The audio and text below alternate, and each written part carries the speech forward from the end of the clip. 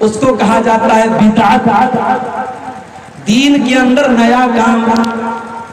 ربیع الاول کا مہینہ آیا, 12 ربیع الاول کی تاریخ آئی, ہمارے بہت سارے مسلمان بھائی وہ ایک تیسری عید بھی منانے لگے. آج تک آپ نے سنا ہوگا کہ اسلام کے اندر 2 تہوار ہوتا ہے, ایک عید الفطر ہوتا ہے, ایک عید الاضحیٰ ہوتی ہے. ابھی ایک تیسری عید بھی منائی جانے لگی اور اس کا نام کیا رکھا؟ عید میلاد النبی, نبی کی پیدائش والی عید. اور ایک شاعر کہتا ہے نثار تیری چہل پہل پہ ہزاروں عید ربیع الاول, سوائے ابلیس کے جہاں میں سبھی تو خوشیاں منا رہے ہیں. تو اس کے جواب میں نے کیا کہا تھا؟ یہ بدعتوں کی چہل پہل ہے, یہ دین احمد نہیں ہے یارو. یہ بدعتوں کی چہل پہل ہے, یہ دین احمد نہیں ہے یارو. نبی کے پیارے تو روزے اول سے 2 ہی عیدیں منا رہے ہیں. نبی کے پیارے شروع سے لے کر آج تک صرف 2 عید منا رہے تھے, یہ تیسری عید آ گئی. اب تو باقاعدہ ویڈیو آ رہا ہے, اب تو کیک کٹ رہی ہے. بڑے بڑے علماء, داڑھی والے, پگڑی والے کیک کاٹ رہے ہیں. بچے کا برتھ ڈے مت مناؤ, صحیح نہیں ہے, لیکن نبی کا برتھ ڈے مناؤ, اس پر ثواب ملے گا.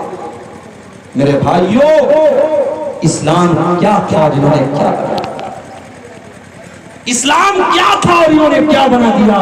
میرے نبی کی شریعت کیا تھی, انہوں نے کیا بنا دیا. یاد رکھو میرے بھائی, اللہ نے اپنے دین کو مکمل کر دیا ہے. اللہ کا دین مکمل ہے اور اللہ نے 1400 سال پہلے یہ اعلان کر دیا ہے الیوم اکملت لکم دینکم واتممت علیکم نعمتی ورضیت لکم الاسلام دینا. وہ لوگوں, میں نے اپنے دین کو مکمل کر دیا ہے, اب اس کے اندر کسی اضافہ کی, کسی سنشودھن کی, کسی موڈیفیکیشن کی, کسی ایڈیٹنگ کی کوئی ضرورت نہیں ہے. اللہ کا دین بالکل مکمل ہے, کمپلیٹ ہے, پرفیکٹ ہے.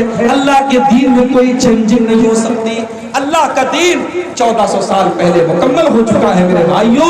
اب اس دین کے اندر کوئی نیا کام اگر نکالتا ہے اسی کو بدعت کہا جاتا ہے, اور بدعت کوئی اچھی نہیں ہوتی, بدعت کوئی اچھی نہیں ہوتی, بدعت ہمیشہ بری ہوتی ہے. کیونکہ اللہ کے نبی فرماتے ہیں وَشَرَّ الْأُمُورِ مُحْدَثَاتُهَا وَشَرَّ الْأُمُورِ مُحْدَثَاتُهَا وَكُلُّ مُحْدَثَةٍ بِدْعَةٌ وَكُلُّ بِدْعَةٍ ضَلَالَةٌ وَكُلُّ ضَلَالَةٍ فِي النَّارِ. دین کے اندر جتنا نیا کام نکالا جائے وہ بدعت ہے, اور ہر بدعت گمراہی ہے, اور ہر گمراہی کا ٹھکانہ جہنم ہے. اچھا آپ ایک مسئلہ بتائیے, اذان کے پہلے درود پڑھنا ہے کہ اذان کے بعد پڑھنا ہے؟ بولے پبلک میں سے کوئی بتائے. اذان کے بعد پڑھنا ہے, لیکن ہمارے کچھ بھائیوں کی بدھی الٹی ہے. ان کا مؤذن جب مائک پر جاتا ہے تو پہلے کھڑا ہو کے درود پڑھتا ہے, یا نبی الصلاۃ والسلام علیک یا رسول اللہ صلی اللہ علیہ وسلم, اس کے بعد کہتا اللہ اکبر اللہ, پھر اذان دیتا. نبی نے کیا فرمایا؟ اذا سمعتم المؤذن, جب تم مؤذن کو اذان دیتے ہوئے سنو, فقولوا مثل ما یقول, تو جیسے مؤذن کہہ رہا ہے اسی طریقے سے جواب دو. اللہ اکبر کہا تو تم بھی اللہ اکبر کو. اشہدو ان لا الہ الا اللہ کہا تو تم بھی اشہدو ان لا الہ الا اللہ کو. اشہدو ان محمد رسول اللہ کہا تو تم بھی اشہدو ان محمد رسول اللہ کو. حی علی الصلاۃ کہا تو تم لا حول ولا قوت الا باللہ کو. حی علی الفلاح کہا تو تم لا حول ولا قوت الا باللہ کو. پوری اذان کا جواب دو. اذان کا جواب دینے کے بعد ثم صلو علیہ, پھر تم میرے اوپر درود پڑھو. اور درود کیسا پڑھنا ہے؟ میڈ ان انڈیا نہیں, میڈ بائی نبی پڑھنا ہے. جو نبی نے بتایا ہے وہ درود پڑھنا ہے, میڈ ان انڈیا والا درود نہیں پڑھنا ہے. میڈ ان انڈیا والا کون سا درود ہے؟ الصلاۃ والسلام علیک یا رسول اللہ, یہ میڈ ان انڈیا والا ہے. اور نبی کا درود کون سا ہے؟ اللہم صلی علی محمد وعلی آل محمد کما صلیت علی ابراہیم وعلی مجيد اللهم بارك على محمد وعلى آل محمد كما باركت على إبراهيم وعلى آل إبراهيم إنك حميد مجيد. یہ درود پڑھو اور درود پڑھنے کے بعد اللہ کے رسول فرماتے ہیں کہ میرے لیے اللہ تعالیٰ سے دعا مانگو، وسیلہ مانگو. وسیلہ کس چیز کا نام ہے؟ وسیلہ جنت میں ایک اعلیٰ مقام کا نام ہے جو اللہ تعالیٰ اپنے آخری نبی کو دے گا. اللہ کے نبی فرماتے ہیں کہ تم میرے لیے اللہ سے وسیلہ مانگو. تو ہم کیسے وسیلہ مانگیں گے؟ اللہم رب هذه الدعوة التامة والصلاة القائمة آت محمدا الوسيلة والفضيلة وابعثه مقاما محمودا الذي وعدته. یہ دعا پڑھو اور یہ دعا پڑھنے کے بعد اللہ کے نبی فرماتے ہیں جس نے اذان کا جواب دیا اور اس کے بعد میرے اوپر درود پڑھا اور اس کے بعد میرے لیے اللہ سے وسیلہ مانگا، حلت لہو شفاعتی یوم القیامہ، قیامت کے دن میں ضرور اس کی شفاعت کروں گا. اس کے لیے قیامت کے دن میری شفاعت واجب ہو گئی. مگر بدعت کا معاملہ کیا ہے؟ بدعت کرنے والے اس کا الٹا کر لیتے ہیں اور آپ جا کے دیکھ لیجئے اذان کے پہلے درود پڑھو. مجھے نہیں پتا آپ کے یہاں کیا ماحول ہے. ہمارے یہاں کچھ لوگوں نے یہ ماحول بنا دیا ہے، میت کو قبر میں دفنانے کے بعد وہی قبر پہ کھڑے ہو کر کے اذان دینے لگتے ہیں، اللہ اکبر اشہد ان لا الہ الا اللہ، پوری اذان دینے لگتے ہیں. پوچھا گیا بھائی ابھی تو تم نے مردے کو دفنایا ہے، یہ مردے کو دفنا کر کے تم اذان کیوں دے رہے ہو؟ تو جواب دیتے ہیں کہ بھائی صاحب جس کو ہم نے مردے کو دفنایا ہے ابھی قبر میں اس کو دفنا کر کے ہم فارغ ہوئے ہیں، اس سے قبر میں سوال و جواب کیا جا رہا ہے. ہم اس لیے اذان دے رہے ہیں تاکہ شیطان بھاگ جائے اور شیطان اس کو بہکانے نہ پائے، اس لیے ہم قبر کے پاس کھڑے ہو کر کے اذان دیتے ہیں.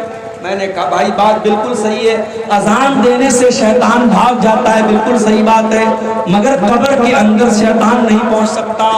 شیطان قبر کے اندر نہیں پہنچ سکتا، اور اگر پہنچ بھی جائے تو اس کو بھگانے کے لیے اذان دینے کا ثبوت ہمیں نہیں ملتا ہے. تو بدعت کرنے والا ایسے ہی لاجک لگا لگا کر کے دین کے اندر نئے نئے کام نکالتا ہے. اور یاد رکھو میرے بھائی بدعتی کا کوئی عمل قیامت کے دن اس کے کام آنے والا نہیں ہے. میں ایک مثال دیتا ہوں. یہ نوٹ بندی کس سن میں ہوئی تھی؟ نوٹ بندی کس سن میں ہوئی؟ بھائی 2008 میں نہیں ہوئی، 19 میں نا، 16 میں 2016 میں نوٹ بندی ہوئی تھی. اور اتفاق سے جس دن نوٹ بندی ہوئی تھی میرا پروگرام تھا کشن میں. اب بھائی وہ 1000 کے اور 500 کے جو پرانے والے نوٹ تھے وہ چل رہے تھے. اب مودی جی نے اعلان کر دیا بھائی صاحب پرانے نوٹ سب بیکار ہو گئے، نوٹ بندی کا اعلان کر دیا. کہا کہ اب پرانے جنگلی نوٹ ہیں ردی کے ٹکڑے بن گئے. اب آپ ایمانداری سے بتاؤ یہ جو نیا والا نوٹ ہے 500 والا، اگر آپ کمپیریزن کرو تو پرانا والا نوٹ زیادہ اچھا لگ رہا ہے. پرانے والے نوٹ کا کاغذ بھی زیادہ اچھا، نئے والے نوٹ کا کاغذ بھی کمزور ہے، کلر بھی اتر جاتا ہے جلدی سے. مگر اگر انڈین گورنمنٹ نے یہ اعلان کر دیا کہ اب پرانا نوٹ نہیں چلے گا تو آج آپ کے پاس 1 کروڑ روپیہ بھی اگر پرانے نوٹ والا ہے آپ اس کو مارکیٹ میں لے کے جائیں گے 100 روپے کی چیز بھی آپ کو نہیں ملے گی. 1 کروڑ روپے کا بھی نوٹ ہے اس کی کوئی ویلیو نہیں. یہی معاملہ میرے بھائیوں دین کا ہے. دین کے اندر جس عمل کے اوپر جناب محمد رسول اللہ صلی اللہ علیہ وسلم کی مہر لگی ہے وہی عمل اللہ تعالیٰ کیا قبول ہوگا. اور اگر اس عمل کے اوپر اللہ کے نبی کی مہر نہیں لگی ہے تو وہ عمل دیکھنے میں چاہے جتنا بھی اچھا کیوں نہ لگ رہا ہو اللہ تعالیٰ کے اس عمل کی کوئی ویلیو نہیں. ہم جمعہ کی نماز پڑھتے ہیں، جمعہ کی نماز میں امام صاحب دوسری رکعت میں سورہ غاشیہ پڑھتے ہیں. حل اتاک حدیث الغاشیہ وجوہ یومئذ خاشیہ عاملۃ ناصبہ تصلی نارا حامیہ. او لوگو قیامت کے دن کچھ لوگ آئیں گے عاملۃ ناصبہ جو عمل کر کر کے تھک گئے ہوں گے، بہت عمل کیا ہوگا، بہت نماز پڑھی ہوگی، بہت روزہ رکھا ہوگا. عاملۃ ناصبہ عمل کر کر تھک چکے ہوں گے، تسلا نارن حامیہ، لیکن وہ بھڑکتی ہوئی جہنم کی آگ میں ڈالے جائیں گے۔ تو بدعتی کا انجام بہت برا ہے میرے بھائی، اس لیے اپنے آپ کو بدعت سے بچاؤ، دین کے اندر وہی کام کرو جس کام کے اوپر اللہ کی اور اس کے رسول کی مہر لگی ہو، اس کے علاوہ کوئی کام